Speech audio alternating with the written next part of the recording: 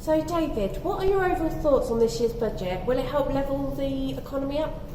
Well, I think the announcements on big infrastructure projects on road, rail and so on will, over time, and the fact that they are being focused very much on the north, the Midlands, the southwest, will make a difference in terms of levelling the economy up.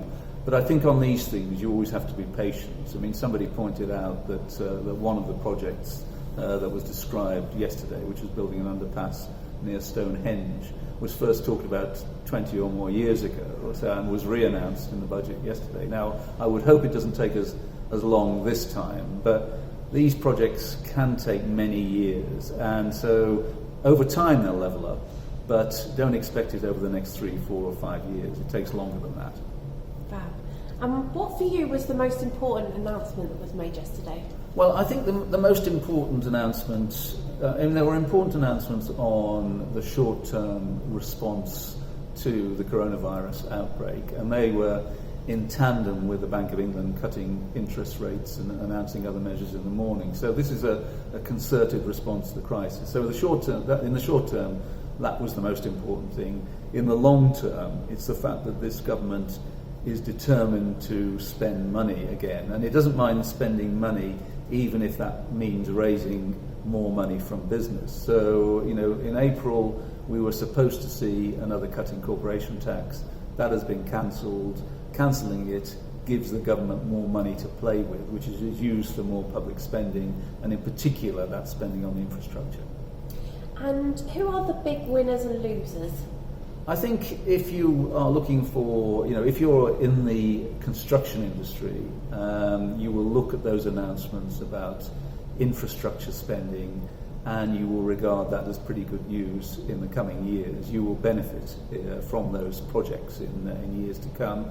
If you're in the pub trade, if you've got a wine bar, if you're a retailer, a small independent retailer, you will look at the announcements about exemption from business rates and think that is a positive in difficult circumstances. And also, I think as a small business, you'll be interested in what HMRC may do more quickly in terms of exempting you from VAT or PAYE payments. So those are positives.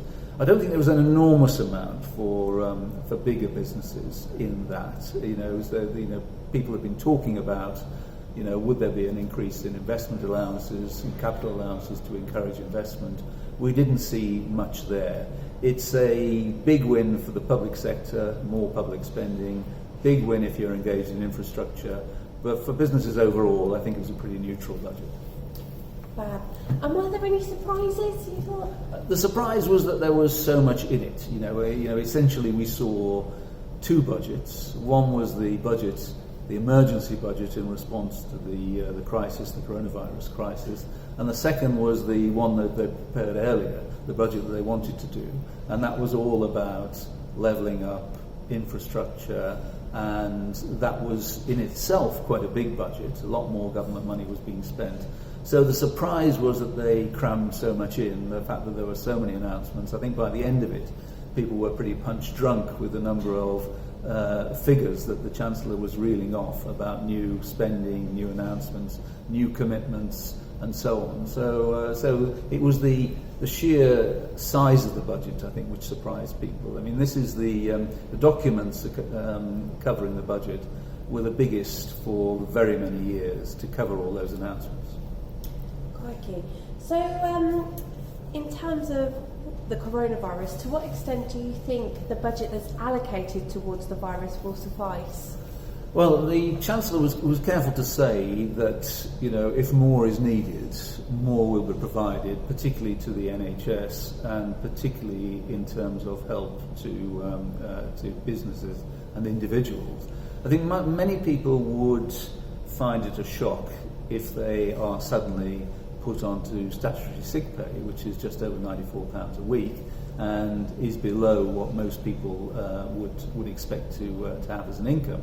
And so I think there is more that could have been done in that respect. There's quite a lot that has been done, but we shouldn't fool ourselves. If this outbreak proceeds as the way the scientists say it will, there still will be, in effect, an economic hit and a business hit over the next few weeks. And the hope has to be, as the Bank of England governor said, this is a very short-term thing after which we get through it. But in the short term, there is already an effect, and we will see more of an effect as the crisis it gets a bit worse. And do you think it will help limit the damage? It definitely will help limit. It won't prevent the damage, but it will help limit it.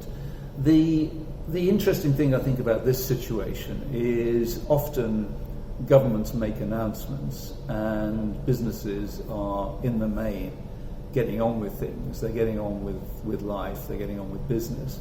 And a lot of government announcements about prospective help and so on get lost and people don't take advantage of them. I think this is different. I think people are focused, people in business are focused on coronavirus, so will respond to it and will take note of the things that are available to help. So it will make a difference. It won't prevent the damage, but it will help limit the damage. And how different do you believe Rishi Sunak's budget was compared to the one Sajid Javid was planning to deliver? Well, Sajid Javid was very much focused on infrastructure, and he had made it a kind of signature policy of his to spend 100 billion more on infrastructure over 5 years as Chancellor. So that bit was definitely the same.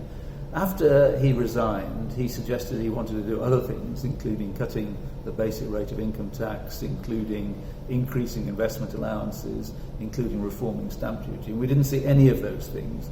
I think even if he had been Chancellor, it would have been considered prudent if he was thinking about those things to leave it until later in the year, because we've got another budget in November. So I think it was probably broadly similar to what he would have announced. In fact, I imagine sitting there, he would have been thinking, that's actually my budget being announced by somebody else.